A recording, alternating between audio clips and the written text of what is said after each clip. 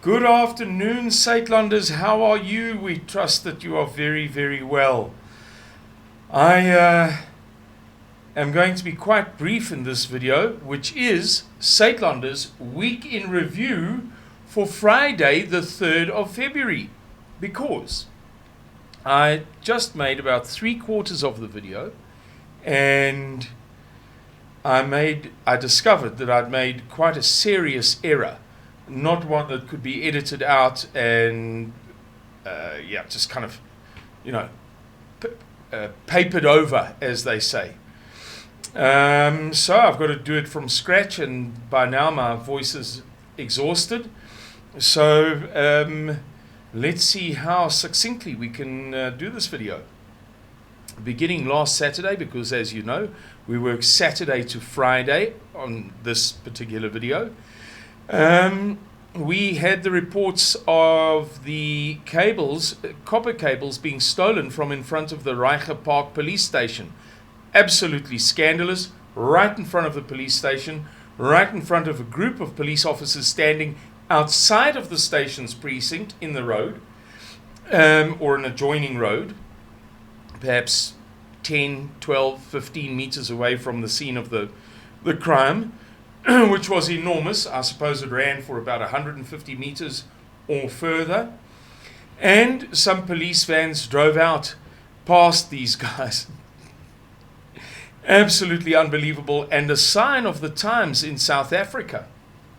Oh, by the way, before we go any further, I'd like to wish the lady who works for me, Nicoline, oom Jan Snorre se dochter, a very happy birthday for today, Nicoline.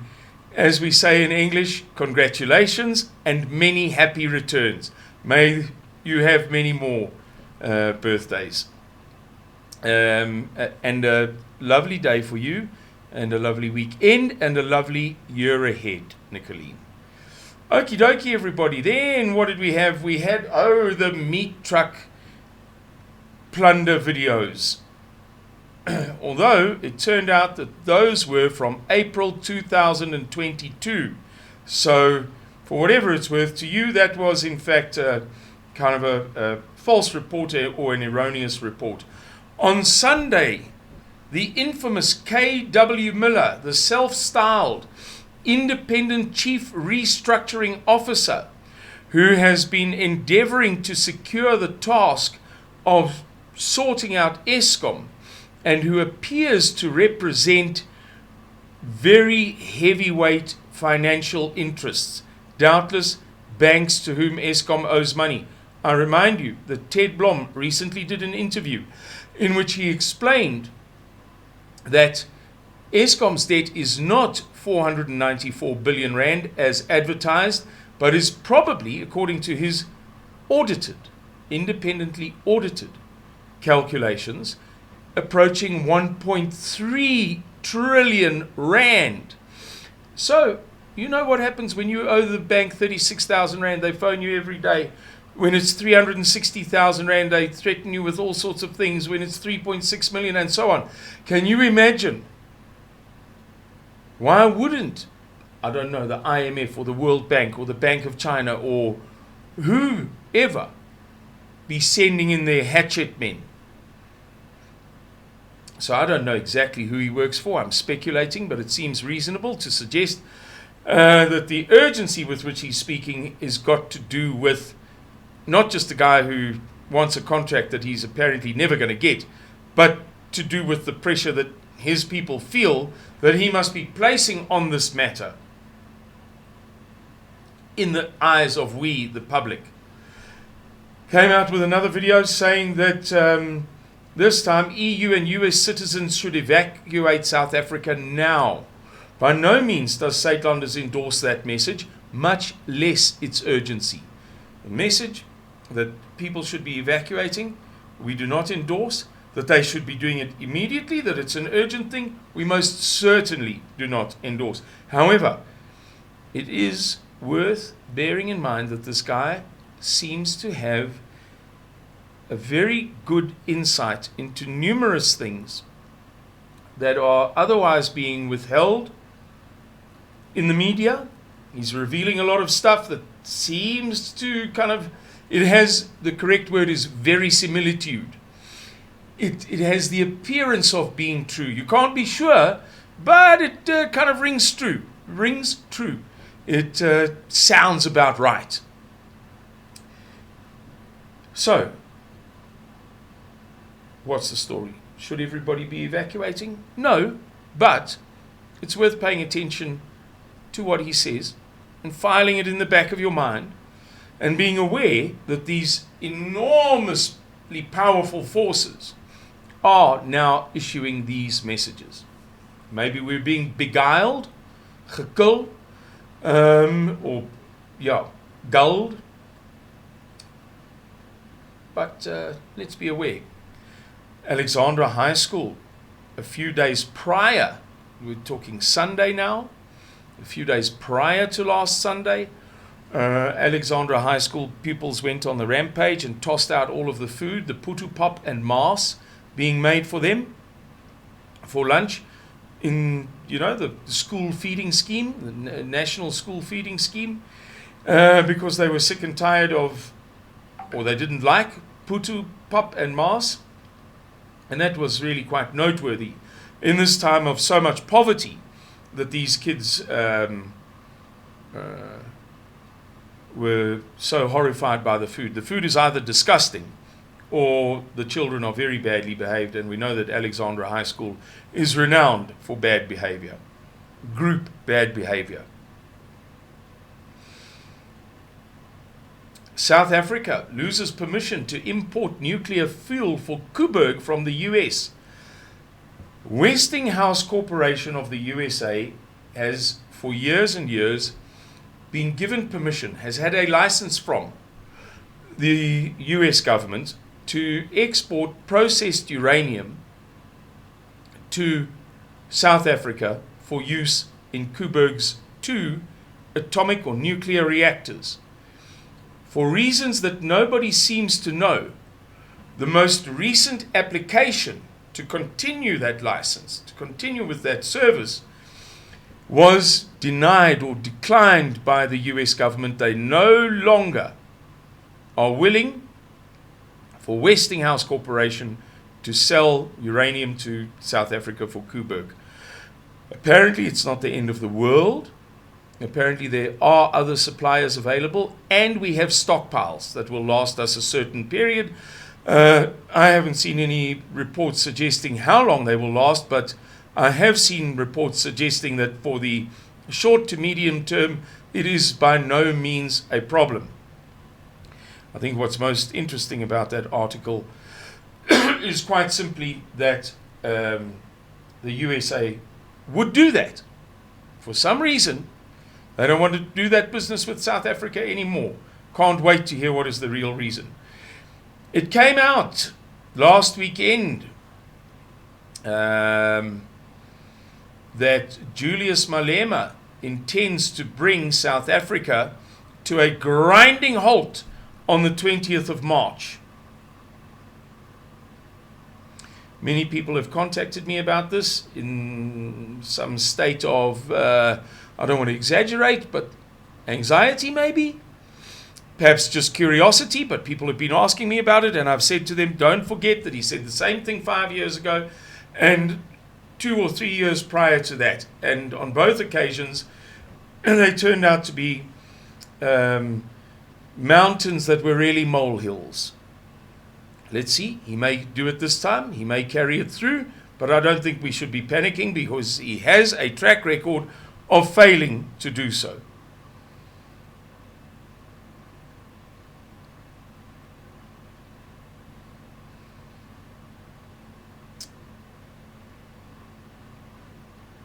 Shoprite Checkers revealed that it is introducing a new form of shopping, if that's the right way to put it, based on not using cash, based on products being microchipped, an absence of cashiers, and various other cutting edge forms of online, digitally conducted retail.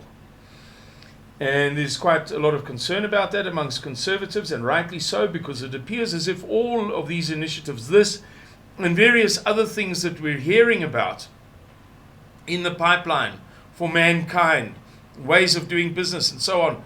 And in fact, I've seen it, not quite the same thing, but a fair amount of it in the USA, where they just know huge stores, and perhaps 2 cashiers and 20 digital points that you just kind of pass through or pass your goods through, and they know whether you're stealing or not, and there are barriers and what have you. But the problem with these things, as I say, is they all seem to be pointing towards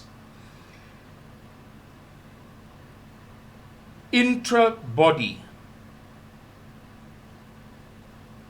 means of identification and monitoring of behavior. So, sadly, South Africa is going that way too. 38% of parents are behind on their school fees, with many private schools losing pupils. So parents can't afford to keep their kids in private schools anymore, a number of them. And 38% of parents are not on time with their school fees. It's a telling thing.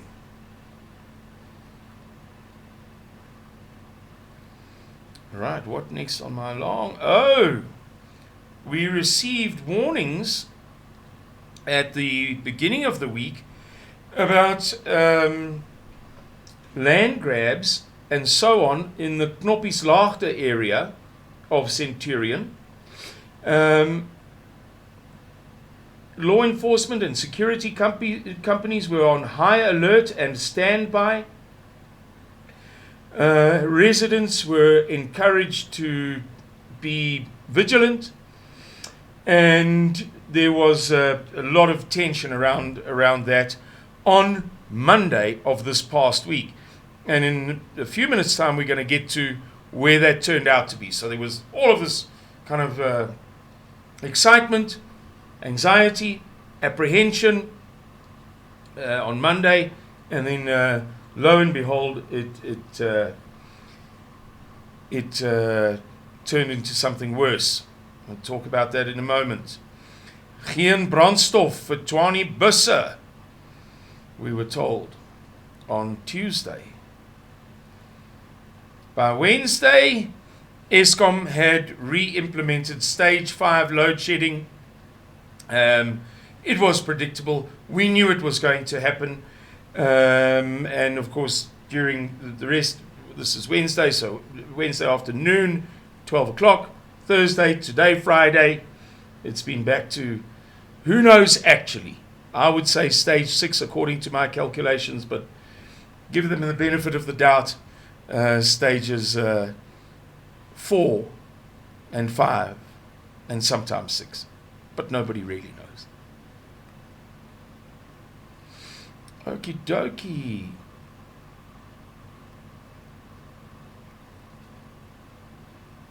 Right, then, the ANC coming out of its Lekgotla. For those of you who don't know, the ANC elections, internal elections, are held in December, as we saw at the Rand Show, what's it called now, Nasrec, Joburg Expo Center, in December. We follow that very closely. Then the ANC has its annual birthday party in early January. Then in late January, early February, it holds what it calls its National Executive Committee, Lekgotla. Lekgotla translates as Village Elders Meeting. I beg your pardon. The National Executive Committee is the highest organ of the African National Congress. It is the highest authority of the African National Congress. It is, in fact, the master, the superior of the top 6 functionaries. And what came out of the Lekotla, the big news was that the ANC wants to declare a national state of disaster based upon the National Coronavirus Command Council model. And therefore, of course, people are in rep and roer. Nobody wants to see that happening. Nobody wants to see a de facto, not a de jure. It's not a legal thing. The Constitution cannot be suspended, but a de facto suspension or subversion of the Constitution, as occurred during the coronavirus. To give you an example, the Constitution, of course, makes no provision for the banning of the wearing of shoes with open toes. On the contrary, there's probably a provision in the Constitution that declares that people should be allowed to dress how they like. It's some sort of freedom of human being thing. Yet, the National Coronavirus Command Council, with the powers vested in it by the laws under which it operated, the emergency laws, was able to ban flip-flops. So, it was a de facto subversion or suspension of the Constitution. Right, guys, on Wednesday, the reports of these terrible events, land grabs, came out. I've got this up here. Right, this was on Wednesday, the 31st of January. I beg your pardon. Tuesday, my mistake. I apologize. The reports came out late on Tuesday, along with many items on social media. There was stuff buzzing backwards and forwards. People were in great distress. Many of you will have heard the voice note of that man telling the world, as it were, what was going on. Houses evacuated due to angry land grabbers. This is Tuesday, the 31st of January. Following the warnings of Monday, residents of small holdings in Knoppislaagte, Timsrand, and Mnandi outside Centurion had to evacuate their homes in a hurry on Monday. Okay, so now we get a better idea. The warnings came out on Monday. Events took place on Monday. I'm going to tell you what happened in a second. But we were only getting the reports from Tuesday. So Tuesday's reporting on Monday. This is what happened yesterday. It was all too bad. But they were really coming through to us by Wednesday morning. Excuse me, I lost a little bit of track of the timeline there. Outside in Centurion had to evacuate their homes in a hurry on Monday due to violent demonstrations by land occupiers in the area. Illegal land occupiers in the Olifanhoutsbosch area set fire to a school and houses and blocked roads last week. So now they're basically explaining how the story has developed from the previous week. After an eviction order was enforced, forcing them to leave the land. On Wednesday and Friday, again last week, the occupiers had started to block the N14 highway. Properties on London Avenue were set on fire on Friday. The Greenhill Primary School in Olifanhoutsbosch was burnt down. And upon the execution of the eviction order, this must be another eviction order, on Monday, 5 days ago, occupiers turned violent and started throwing stones. The CPF also received information that the occupiers were planning extensive attacks. And lo and behold, a number of properties were burned down, and we saw the photographs of that. We needn't dwell too long on this one particular report, but I thought we could give it a bit of emphasis because it was a really horrible indication of what people are willing to do if you're not willing to give up your land when they want it.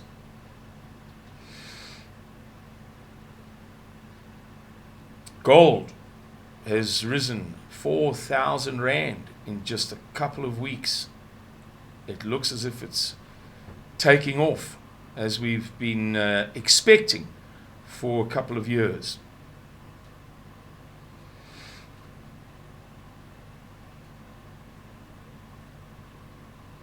Gold demand, the demand for gold has surged to an 11-year high on colossal central bank buying. And in fact, the demand, I beg your pardon, that's the overall demand. So you've got private investors, you've got institutional investors, jewelry purchases for jewelry. There's a whole spectrum of different people in the gold market, or different entities in the gold market. The point is that one of those, being the central banks, South African Reserve Bank, Bank of England, the Federal Reserve Banks, the 12 Federal Reserve Banks of the United States of America, have been buying up so much that they have driven that entire market, along with all the other people buying gold. They've been the ones to get it to take off. And their own, so the average is an 11-year increase, but as far as central banks' behavior is concerned, 55 years. It is the highest amount of purchases of gold by central banks in 55 years. So really a very big thing. And we expect that it's going to get just bigger. Oh, then yesterday, the classic of all classics, it came out. I don't want to get my days wrong again, all muddled up. When did the report actually come out? Dear me, there isn't a date yet. Oh, here there is. I beg your pardon. In fact, it was Wednesday, but we were seeing it yesterday. Internet Online revealed that the South African government is to sign a 1,939 million, practically a 1 billion rand deal to sponsor Tottenham Hotspur Football Club of England in the hopes of attracting tourists to South Africa. It's you just don't have words. We are ruled by mamparas. Everything is going wrong, and these guys have got 1 billion rand to put on T-shirts so that they doubtless, because this is the way it always works with the African National Congress, can get to go and watch football matches. They and all of their family members. Again, yesterday, we saw a video doing the rounds on social media, left, right, and center. You couldn't miss it. Of tapeworms in Nahoon River, East London. Guys, I have to tell you that besides, I mean, it's disgusting, but it's also incredible. I didn't know that a tapeworm could get that long. I suppose I'm just ignorant, but the point is that it proves a high presence of feces in Nahoon River, which is the primary feeder, water feed supplier for the potable water of East London and surrounds. So East London and surrounds draw their water primarily, but not only, from Nahoon River, and it is full of poo, so much so that there are apparently millions of enormous tapeworms living in Nahoon River.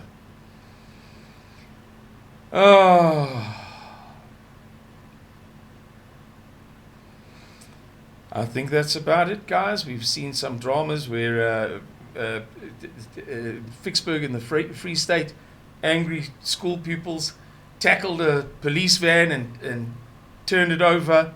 We've seen The Eskom COO, I beg your pardon, Chief Operating Officer, is to be scrapped after Jan Oberholzer retires at the end of Thursday. But are these big dramatic events? No, not really. So that is, and thank you very much for watching, Suidlanders Week in Review for Friday, the 3rd of February.